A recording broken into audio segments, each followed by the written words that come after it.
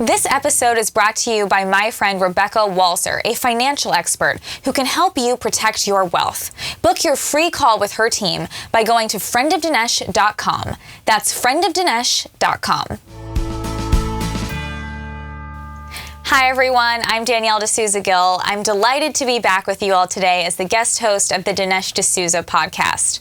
Now, my dad was a little bit worried about how this was going to go last week. On Friday, he expressed some deep concerns about how the podcast was going to go, but he's listened the last 2 days and now he's very relaxed. So he's enjoying his time doing other stuff. So we're good to go. So if you've been listening, thanks for listening. And if you are new, I'm Dinesh's daughter hosting this week.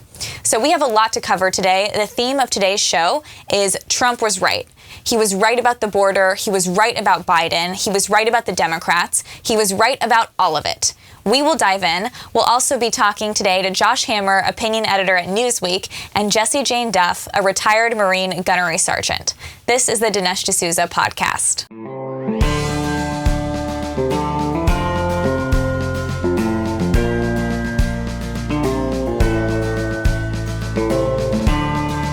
America needs this voice.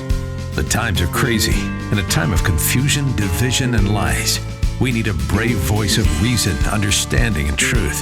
This is the Dinesh D'Souza podcast.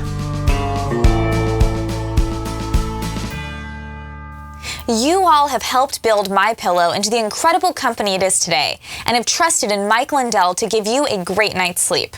On top of the special exclusively for my listeners on the Percale and Giza Dream bed sheets marked down as low as $29.98, Mike's now changing the game with his 3-piece towel set.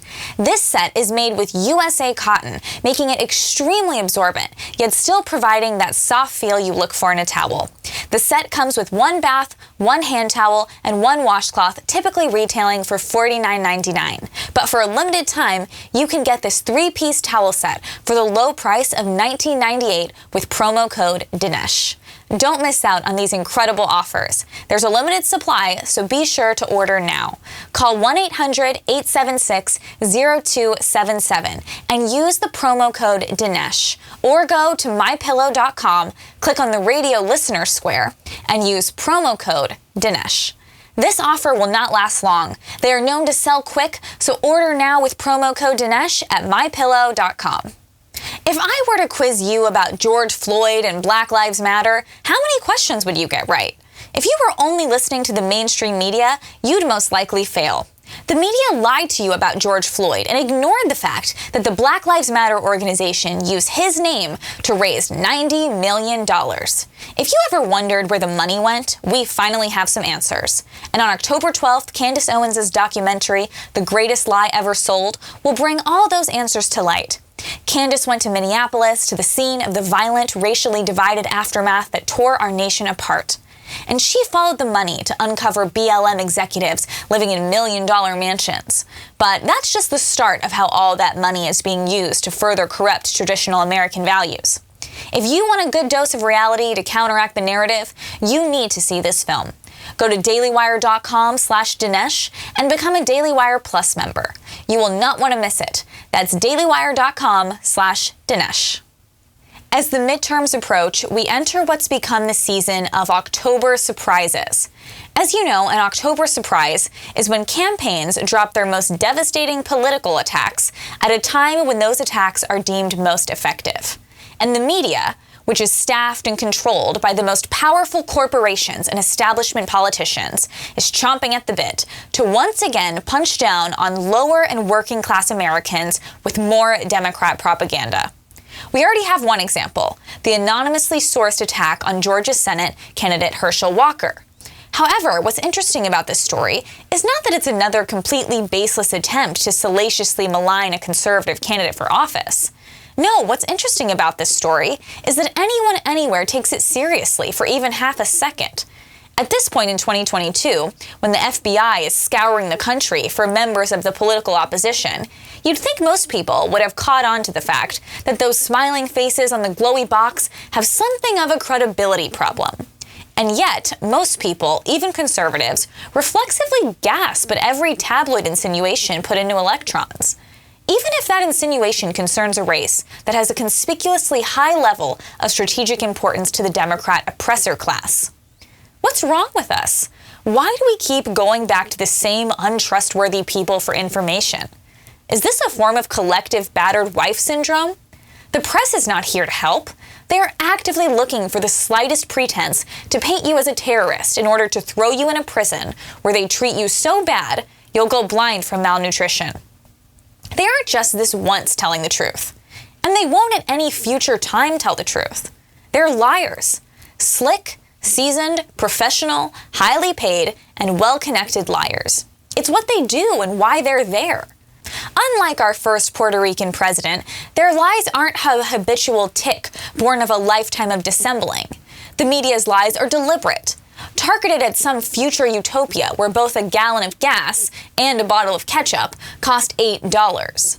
As a matter of fact, over the past 5 or 6 years, the media has been caught red-handed, telling whoppers of such grand scale that they undermined American democracy and caused massive nationwide economic and physical devastation. However, very much like the feds, they have investigated themselves and concluded they're blameless. Their very own scandals have been completely memory-holed. Disappeared quicker than a Christian protester at an FBI picnic. I get it. Such big accusations demand proof. I'm not the corporate media, so I can't cite myself and say it comes from sources familiar with the matter. So let's just take a brief glance at the many times the media lied and Trump was right. Keep in mind, this list of media malfeasance is only cursory. We're picking low-hanging fruit, and I could go on about this for the rest of the week, the rest of the year, actually. So I'm going to do a little something I call Trump was right. This may become a regular segment on this show if I stick around longer or come back to guest hosts. We'll see. But let's go back to early days when the media accused Trump of saying, without evidence, that Trump Tower was being monitored. It turns out the FBI was surveilling Trump and his campaign through Carter Page via a warrant so untruthful that even Helmut Ray had to admit to Congress that not only that such surveillance took place, but that it was also illegal. Fact check, Trump was right. Under that story about the server under Trump Tower secretly connected to the Russian Alpha Bank, the story Trump denied and was eventually proven to be an outright lie shopped to the media by none other than Hillary Clinton's campaign. Another fact check for Trump, and we haven't even left his iconic tower. And what about the Russia election hacking cover story? This is a unique story because it was shopped in multiple formats. Some outlets claimed Russia hacked U.S. election infrastructure. This overblown story took some isolated laptop malfunctions in a single county and proffered them as proof the Kremlin ran the 2016 election. It wasn't until 2020 that the DHS finally admitted that story wasn't true. But the Russia hacking story used to frame Trump concerned the DNC server. You know, the hack that revealed the Democrats were racist, manipulative liars. The hack that Trump dispatched Bob Mueller to investigate, only to come up empty-handed. Well, it turns out that story, as well, was another lie planted by Hillary's campaign to be manipulated by the corrupt media and government. That's 2 more points for Trump. And who can forget the legendary Ukrainian phone call scandal, the one that led to President Trump's first impeachment trial?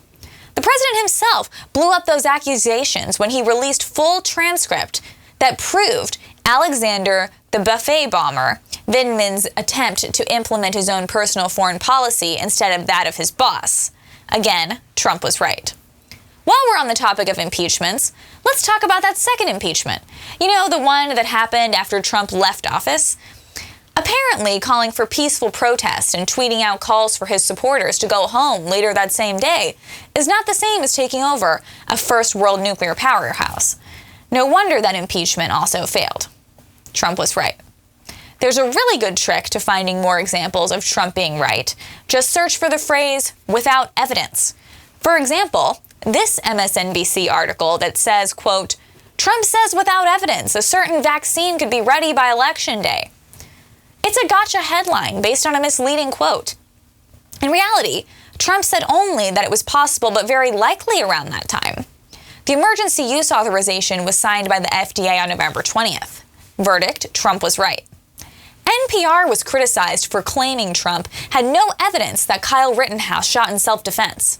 On November 19, 2021, Kyle was found not guilty on all counts by a jury of his peers. Don't look now, but Trump was right again. Trump's entire presidency was marked by this incessant and baseless ankle-biting. It seemed a man couldn't even feed fish without sending the press into a frenzy. They endlessly forecast gloom and doom over his economic, energy, and foreign policies, even though his economy was booming, and under Trump, we lived in a more secure America, a safer America, and a more prosperous America. Again, Trump was right. Now that we're being asked to eat bugs and give up home heating at 2 minutes from nuclear midnight under Sleepy Joe, these same people seem to think this is fine. And it might be, for them. If they want to live like that, be my guest. But that's never how it works. The people who put Biden's horrible policies in place are never the ones who suffer. It's the rest of us. However, who don't have fully stocked bunkers under palatial mansions to wait out the rest of Biden's Build Back Better policies to work their magic. We need a president whose grasp of reality goes at least as far as being able to tell if a congresswoman is alive or dead. We need truth. We need Trump. The sooner, the better. A daily dose is 10 servings of fruits and veggies. Sourced from 31 different fruits and veggies, Daily Dose is 6 easy capsules, 3 fruits and 3 veggies. I don't need anywhere near 10 daily servings of fruits and veggies. Balance of nature is the way I ensure I give my body what it needs to stay healthy. Sometimes the worst tasting veggies are the ones that are the best for you. That's why I take Balance of Nature, so I can get all the nutrients my body needs. All those vibrant colors in the produce section of the supermarket, those represent all the nutritional variety you need to stay healthy. If you're not eating every one of those fruits and veggies, you need to do what I do. Take Balance of Nature every day. My busy life means I rarely am able to eat all the fruits and veggies that I should. There's just not enough time in the day. But I'm not sacrificing my health just because I'm busy. I take those 6 easy capsules of Balance of Nature every day, and so should you. Many folks wait until they don't feel good to start taking Balance of Nature. Start today, like me. Balance of Nature helps put all the right building blocks in place for your health and immune system, so you have your best shot at staying healthy. Join me and experience the Balance of Nature difference for yourself. For a limited time, all new preferred customers will receive an additional 35% discount and free shipping on your first Balance of Nature order. Use discount code AMERICA. With the consumer price index increasing yet again, the stock market has been in absolute turmoil. What's our illustrious leader doing to quell the surge of inflation that's destroying American families? Oh yeah, spending more money and adding to the burden. Don't bury your head in the sand while your savings get decimated. Do something about it.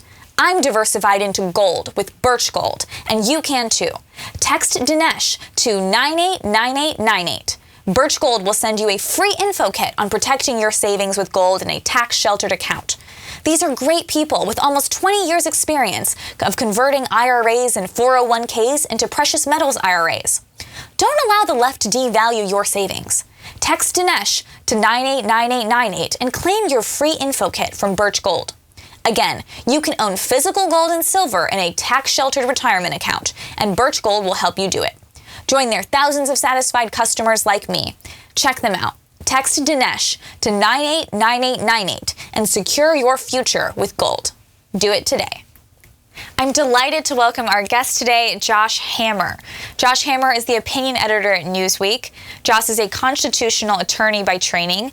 He hosts the Josh Hammer Show, a Newsweek podcast, and co-hosts the Edmund Burke Foundation's NatCon Squad podcast. Josh, thanks for joining us.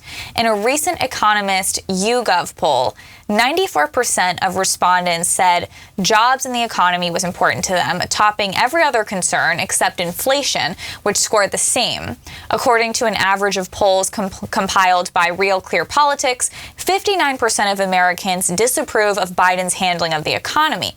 We've also seen that critical Senate races in Pennsylvania, Wisconsin, Nevada, and Arizona appear to be shifting in favor of Republicans. So what do you think about this lead we have so far up to November? And do you think that there could be some October surprises up the sleeves of the Democrats until then? Well, Danielle, thanks for having me. Great to be with you as always. So I mean, what you just read, those polls kind of remind me of something that I have been saying on my own podcast, on radio, TV, you name it, for many months now, actually, which is, back in July, I think a lot of us in kind of the right-leaning commentary of punditry space were predicting a big red wave, right? The red wave was kind of like the phrase that I think a lot of us invoked last summer. Then around like August, maybe into early September, really kind of the month of August, I think a lot of people started to get a little skittish and up like just a little bit. And there was like that the so-called Dobbs backlash to the Supreme Court's abortion case might have been having an effect. But around that time that some people, especially on our side, were starting to get a little more cautious, pessimistic, and skittish, I kind of took it upon myself, and I was not the only one, a lot of others did, and I reminded folks like the fundamentals, the basic kind of bare bones political fundamentals of this midterm election still heavily favor Republicans. I mean, first of all, the first midterm election after a president is elected almost always goes to the opposing party, period. The one notable exception was 2002. The Republicans did well. That was in the aftermath of kind of Bush's high approval ratings after 9/11. But, to kind of take that, you combine it with the fact that Joe Biden's approval ratings are historically low, and they were historically low for much of the summer. Inflation is very, very bad. I mean, it's getting maybe marginally better than it was a few months ago. It's still well above 8%. That's still the worst it's been since the 1980s when Paul Volcker was the chair of the Federal Reserve there. So from kind of encouraging on our own side to not lose faith that this election probably still goes to ultimately tilt to Republicans. And I feel pretty vindicated. I mean, as you said, I think Dr. Oz has it over Fetterman in Pennsylvania. I think Adam Laxalt is going to win that Senate race in Nevada. I think J.D. Vance is super safe in Ohio. Ron Johnson looks like he has in Wisconsin. I actually even think Herschel Walker is probably I think he's probably going to be okay, especially because Brian Kemp, as of this morning that we're recording, has like a 10-point lead over Stacey Abrams in the governor's race. So if that's even close to true, then I have to think Herschel comes across the finish line. So I think Republicans are still in very good shape, as they have been for many months now, to retake the Senate this November. Yeah, and I actually want to get your reaction to this. I just saw this Breitbart article that came out.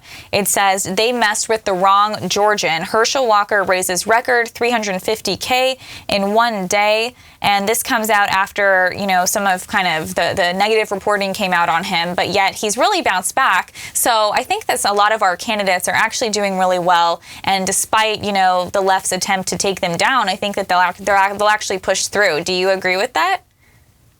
I do agree with that. I mean, Herschel Walker, a lot of like his personal story. I mean, people knew this in the primary, right? And Georgia Republicans obviously went for Herschel Walker, but very little of this is particularly new news. I mean, I had even heard a rumor about this abortion allegation, which obviously Herschel Walker is flatly denying, but I had heard a rumor about this during the primary as well. But, the point is, Herschel Walker has spoken quite openly, I think, about kind of his checkered personal past. He has been very, very open about that he has become a born-again Christian, and he has found his religious conviction, that he believes in redemption and so forth, right? So very little of this Daily Beast kind of October surprise hit job that they're trying to do against Herschel Walker, very little of it is new news. One other thing that's worth noting here, my old friend Eric Erickson, who lives in Georgia, noted this on one of his morning Substacks. The Democrats and the left in general would try to kind of gaslight Republicans into disavowing Herschel Walker at the same time that they are just totally standing by John Fetterman, who can barely put a sentence together, okay? Reporting that the state of John Fetterman is that bad right now, but it just happens to be the case that he had a stroke, and we all wish him obviously a swift full convalescence, a full recovery. But he did a recent interview with NBC Nightly News, and I saw a tweet just today that said that on the interview he had to use closed captioning because he couldn't understand audio what he was hearing. I mean, that and Democrats, the same Democrats who were telling Republicans, oh, how could you vote for Herschel Walker? How could you vote for Herschel? They are standing by John Fetterman to this day, the guy who literally needs closed captioning to have an interview. So the double standard and the hypocrisy is through the roof on this. But, I really do think that Blake Masters is going to pull it through for a similar reason, because Kari Lake is doing so well in the governor race, just like Brian Kemp in Georgia. So these governors, I think, could pull through some of these Senate candidates.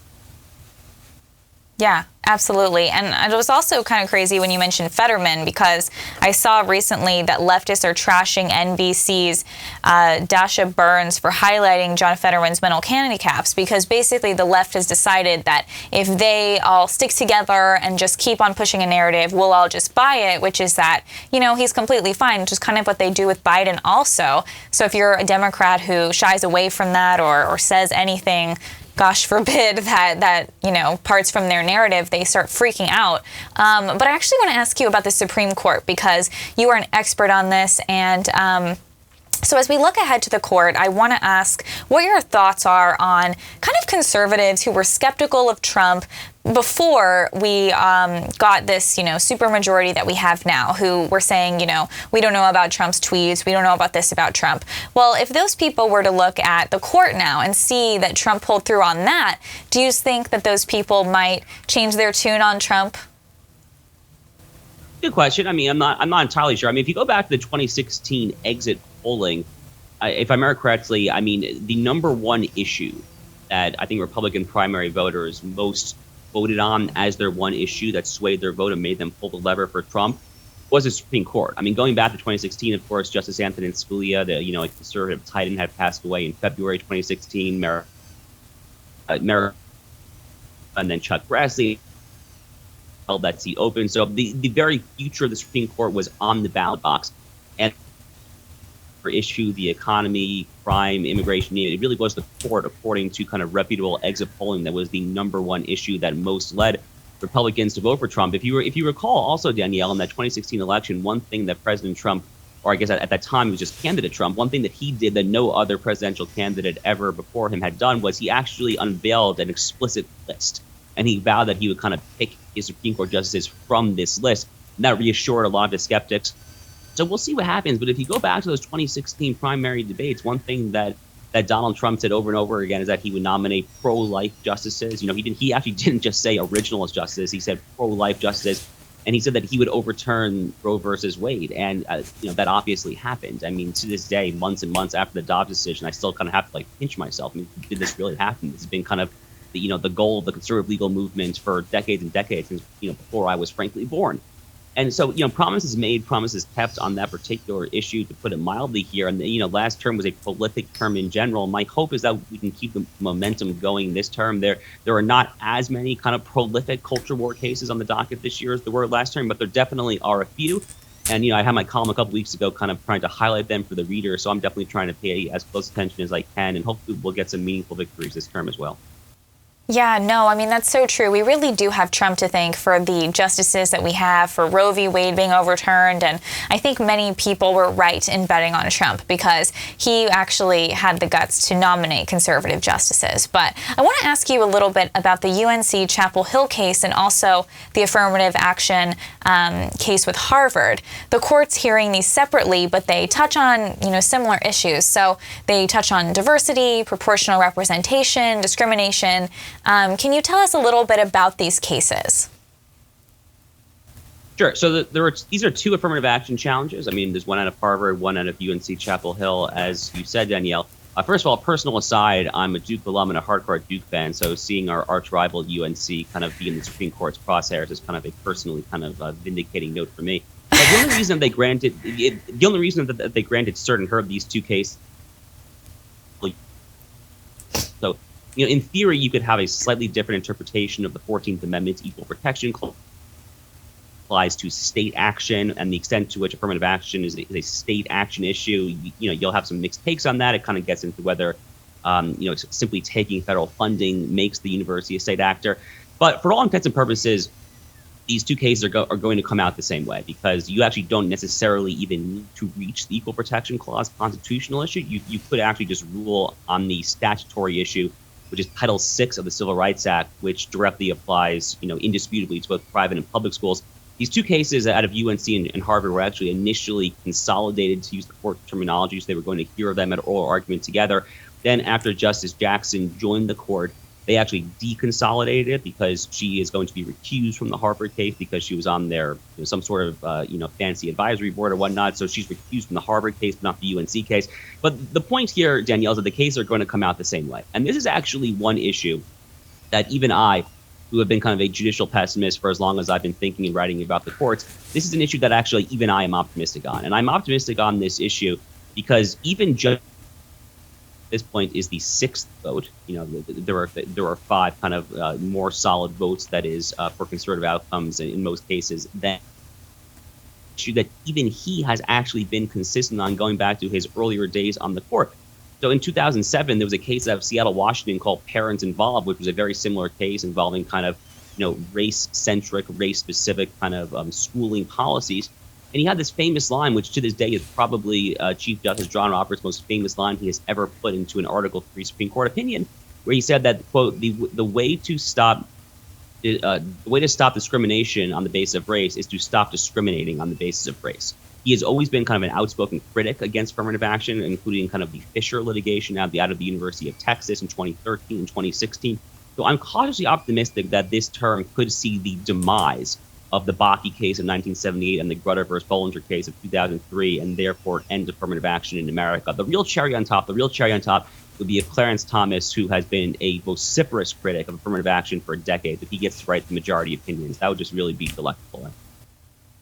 Absolutely. And we've already had so many great cases come out from the court this last term. I mean, it's kind of crazy to think just how many came out that were so good for us. Even in addition to Roe v. Wade, we had religious freedom cases. We had, the Second Amendment cases. What are your thoughts on why the left constantly wants to only focus on abortion? Why do they always want to make it about the overturning of Roe and bring everything to that when there are actually a lot of other cases that we've also won on? I mean, school choice, other issues there too, which we also care about. So why do you think the left likes to use abortion as their fear-mongering tool?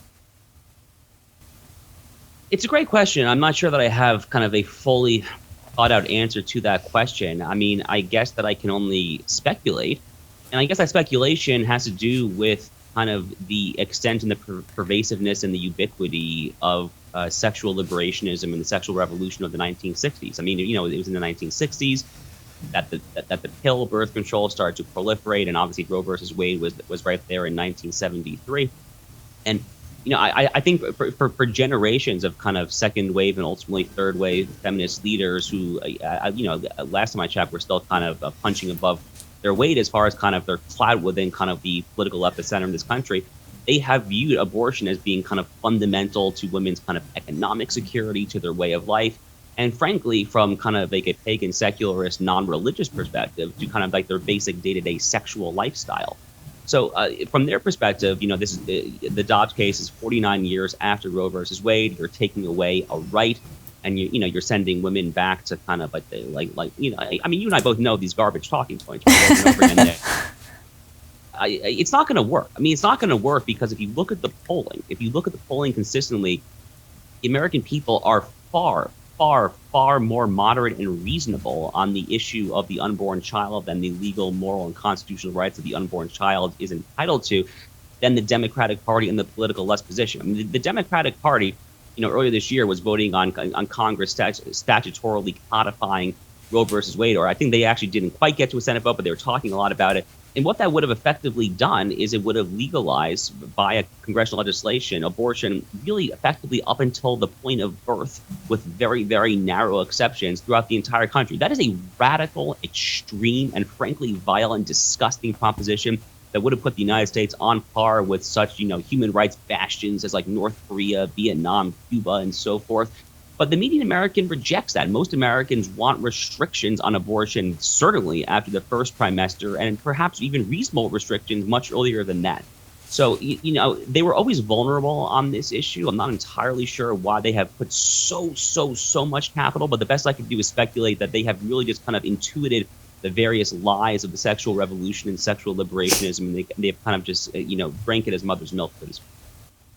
Yeah, I think Jennifer Lawrence in that same interview when she said, I have nightmares about Tucker Carlson. She was like, abortion, it's my number one issue. She thinks about it all the time. And being a mother made her even more inspired, to focus on abortion rights and so on. But I think for the left, they're really so focused on thinking abortion is what's going to drive people out to the polls. They think that that's going to win them things in the midterms. But it's actually a very small percentage of Americans who would either even consider that their main voting issue, but also would be considering that their main voting issue when they are pro-abortion, because there are people who are just pro-life and that's their main issue. But I think for, the left, for them to think, wow, we're really going to win women because this is the main thing that they're going to be obsessed with, when in places like New York, they can still get late-term abortions. Places where there are a lot of liberal women, their laws haven't really changed that much. Whereas in other places, take Mississippi, which was the one that went to the court. That was 15 weeks, which is actually second trimester. And they would consider that extremely radical. They could never possibly agree to any kind of restriction of that nature. Why do you think that they won't agree to any kind of restriction whatsoever, when we're always asked about some crazy exception, like the 10-year-old situation, whereas they will not even come up with any kind of limitation?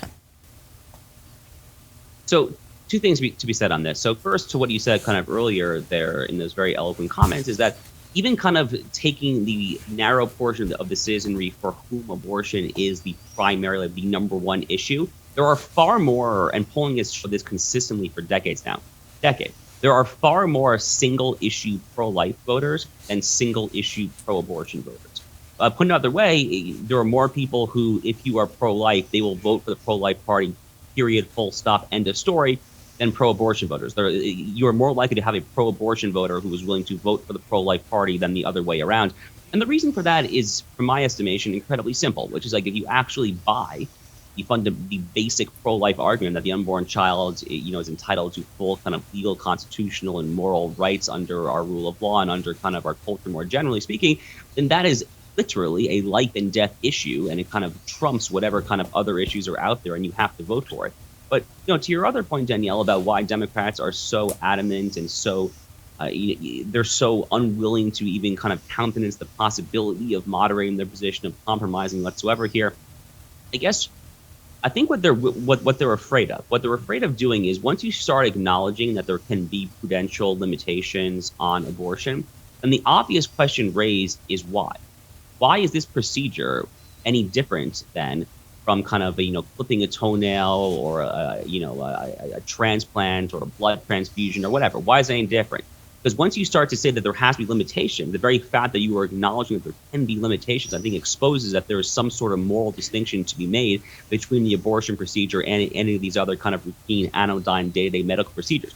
And once you start having people asking questions as to why the abortion is different than anything else, well, the obvious answer that it's different, as Justice Alito's opinion in Dobbs actually hints at quite clearly, is that a human life is involved. And that makes all the difference in the world. So I think once the left concedes the possibility that there can, or from their perspective, God forbid, should be prudential dispensations to unfettered, unlimited abortion, people are going to start to ask very, very, very tough questions. I think will expose the moral bankruptcy of the broader case for abortion at all. Absolutely. And I think that's also why they don't say it's the lesser of two evils anymore, because then they'd have to acknowledge that it is an evil, but they literally can't even do that anymore. So they just go down the whole, let's just leave it to 9 months. Well, Josh, thank you so much for your thoughts. I really appreciate your insights. Aches and pains come to us all eventually, whether from the normal wear and tear of time or from injury. You have the choice to feel trapped by aches and pains, or you can fight back against it. The tools are different from a decade or more ago. Now there's a 100% drug-free relief factor. I fought back with RF, and you can too. RF supports your body's fight against inflammation, which is the source of aches and pains. About 70% of the over 500,000 people who try Relief Factor order more, because it works for them. You have nothing to fear and everything to gain. Isn't it time for you to get out of pain? I have heard great things about Relief Factor from many people. If you know someone who has experienced aches and pains, this is the perfect gift for them. I know that my mother-in-law, who had a very invasive knee surgery with a long recovery, tried Relief Factor and found that it worked wonders. You should give it a try too. Your first step to becoming pain-free just might be to order the 3-week quick start from the discounted price of only $19.95. Go to relieffactor.com or call 833-690-7246 to find out more about this offer. That's relieffactor.com or call 833-690-7246. Feel the difference. I'm delighted to welcome our guest today, Jessie Jane Duff. She is a Gunnery Sergeant of the Marine Corps, retired. Jessie, thanks for joining us. Hey, so good to be here with you, Danielle. I'm excited. Throw it at me. We're ready to roll. Oh my gosh, great. Okay. Well, today we're going to be talking a lot about Biden. So, Jessie, I know we were on the Women for Trump tour together. You were on Veterans for Trump. You were co-chair of that. So I know that we both love Trump, but I want to start out by asking you a little bit about Joe Biden's recent interview. In an interview with CNN, Jake Tapper asked Biden, he said, the JP Morgan Chase CEO said the U.S. is likely to enter a recession in the next 9 months. Bank of America says the U.S. could start losing 175,000 jobs a month. Gas prices are on the rise again. Should the American people prepare for a recession? He asked Biden. So Biden said he doesn't believe there will be a recession, and people keep saying this to him every 6 months in his presidency. So he says, quote, if it is, it will be a very slight recession. That is, we'll move down slightly. Quote. But, Jessie, what does this exactly mean with Biden saying he does expect a slight recession? And why do you think he has this nonchalant attitude about this? So I guess you could say that the first thing is that it's very confusing to ever figure out what Biden means, correct? Because we don't know where this is ever coming from. Is this what his handlers are telling him, or is he essentially trying to be dishonest? Or is he so confused that he truly believes that he has a robust economy still and we're not in a recession? We've had 2 consecutive quarters where the economy has slowed down, which by definition, we're in a recession now. For him to be in this type of denial simply demonstrates that they don't want to be honest with us, and they want to reshape the narrative so that those people that actually want to believe this Kool-Aid that they're being fed are going to just sit back and say, oh, okay, well, Joe Biden says it's not so bad. I find it very hard to believe that anybody following politics, Republican, Democrat, independent, or otherwise, is going to buy into this. And particularly Democrats who buy into it are simply lying to themselves, because it's a defensive posture now. Like, well, we have to defend what we've created. We got this guy in the White House somehow, some way, and now we've got to stand our ground. But it ends up becoming so disingenuous. Here we are now with very few. He's basically gotten rid of a lot of our petroleum reserve, which is used for wartime, which he basically implied we were on the cusp of. And the elections are right around the corner in, 30-something days here or less, literally a month away. And I don't see any relief coming to any of the voters. So keep in mind, a lot of the American public doesn't vote, but the voters are paying attention. So they either want to hold their ground and keep their Democratic position, and they want to make sure that they have power, because this is all about power, or they're going to be honest with themselves and say, this isn't for the good of the country, and they're going to vote Democrats out of office. There is no benefit right now for any Democrat and the American people. Absolutely. And you mentioned the petroleum. Joe Biden, he's been in this kind of contentious relationship with the Saudis. Biden's restricted oil production here, yet he's begging the Saudis for oil. So he's not against oil, period. He's just against American oil. So, Jessie, Biden's driving up gas prices, hitting American workers where it hurts. And so why do you think that he's continuing to do this even when he has an election coming up? It's pushing their agenda. We've seen in every state that is blue that they want to convert to electric vehicles. First it was California. Now we're seeing New York follow. And we consistently hear the Democrats in office, the leadership essentially, talk about getting us off of petroleum, that this is unhealthy for the environment, that this is the opportunity for us to wean ourselves off of foreign oil independence. What they're trying to do, again, is reshape the narrative. Number one, they're not addressing the mere fact that most of these electric vehicles, those batteries, 75% or so, give or take, are coming from China. They don't look at the mere fact that it caused an environmental wrecking hole on any area where the minerals that are mined for these batteries is taking place. To suggest that it is less damaging to the environment than fossil fuels is actually flagrantly dishonest. We have no way of even disposing of these batteries. They've only been out there less than 10 years, so many of them will last 10 years. Where will these things get disposed of? They're also being very dishonest about how effective and efficient most of our petroleum run vehicles, our gasoline run vehicles have become, where we have lower rates of pollution than we've ever seen in modern history, but yet California thinks it's going to change what's going on in China and India by merely sticking everybody in an electric vehicle. So the only suggestion I can say is that this is promoting their agenda. Now, I've never been much of a conspiracy theorist, but when you start unraveling the roots of communism, it's all about, again, a commune and having people live simply and having the government control their aspect of life. Well, if you're going to stick everybody in an electric vehicle, which the majority of Americans aren't going to be able to afford, you are now taking away their ability to transport themselves, participate in the economy, participate in the markets. I just don't see a win for this with even, the most hard-nosed Democrat when they know that economic prosperity is the desire and goal of every single family. These electric vehicles are ridiculously expensive. They're not healthy for the environment. They're not going to be conducive with the electric grid in California, let alone a hurricane down in Florida where we saw them getting on fire. So when you ask me, what is he thinking? What is his goal? I can't even answer that because logically it doesn't make any sense other than is promoting that Green New Deal, which is going to attack billions of dollars in our economy, cause a record rate of job loss because the petroleum industry itself, from everything from our plastics to much of our facilities to our heating and our air conditioning, everything is revolving around oil and petroleum products. So, asking me what their goal is, the only thing I can say is to promote this far left green agenda. And it just doesn't seem like Americans come out ahead in this. Yeah, no, that is definitely their goal, and it's scary.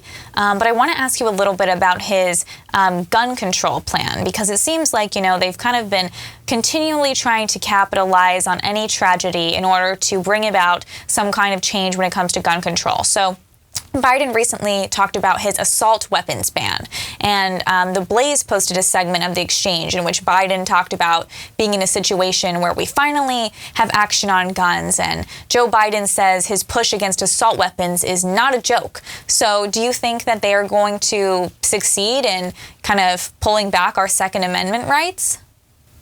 I don't think they'll succeed because the Supreme Court has upheld several cases already where the right to bear arms is in the Constitution. The purpose of the Supreme Court is to ensure that all laws are constitutional.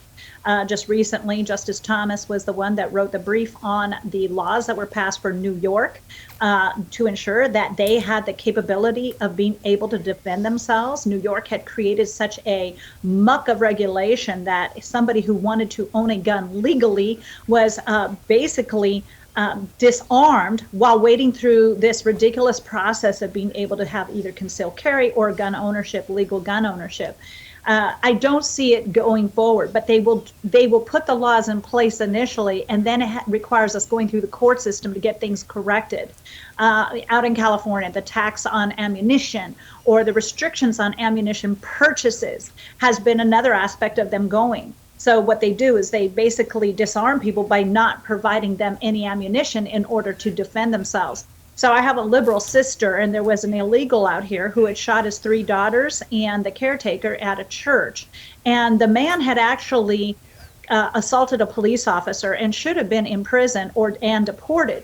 But because of the sanctuary laws out in California, neither had happened. He was released, and he went out and killed his own family. And my mother was talking with my liberal sister, and her response was, well, and he went and bought a gun. She didn't, it's as if they know how to deflect to some other issue versus, but he was here illegally. You understand, if he was not here illegally, those daughters would still be alive today, number one. Number two, I looked at her and I said, Michelle, I'm a weapons expert, and I happen to be out in California, and you cannot see me even being able to purchase a weapon out here. So when you're talking about somebody who illegally purchases it, all the regulations out there that you currently have in place are not going to stop the criminals from doing it. But then what a liberal will do, instead of actually saying, oh, wow, you're right. Oh, I hadn't thought of that. You know what they do? They shut down the conversation. Well, we shouldn't, well, let's not talk. They're convinced that it's the weapons, not the human being that's pulling the trigger, that is at fault. And when you get into that mindset, there's really no winning, because unless it's somebody who's open-minded about the position of weapon ownership. You know, there's a woman that's often used as an example who was killed by her boyfriend while she was waiting for her concealed carry. And I believe she was in New York. And it took her so long to get this approved by the local sheriff. She was either in Jersey or New York State. And she was waiting so long.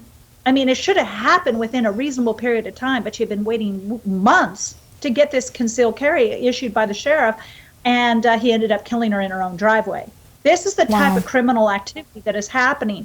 And if people would look at the data, there are thousands of shootings every year for people who have defended themselves who would otherwise have been dead. And they don't want to talk about that. They only want to talk about a mass shooting, or they want to go after the one lunatic who wasn't a legal gun owner. The majority of these folks who have done the mass shootings, I can't say 100%, but I would say 99 or 98.9% of them have been illegally obtained, or somebody who should not, obviously, like with Hunter Biden, who had no legal right to own a gun because of his drug use history.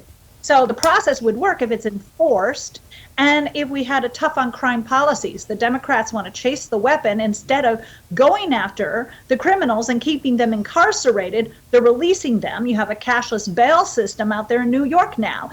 We know Letitia James has done little to pursue the criminal problems going on and only pursued Donald Trump.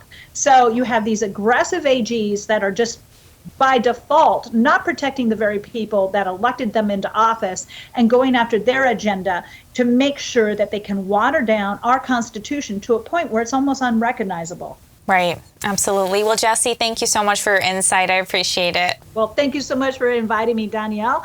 It's a pleasure to join you anytime. Well, that wraps up tonight's show. Make sure to follow me on social media. I'm at Danielle D'Souza Gill on all the platforms. Truth Social, Getter, Telegram, Rumble, the best video platform, by the way, and all the traditional platforms too, like Facebook, Instagram, YouTube, and the soon-to-be Elon Musk-owned Twitter. If you want to stay updated, please go to my website, americana.bydanielle.com. That's AMERICANA by Danielle.com to sign up for emails. I'll see you tomorrow. MAGA.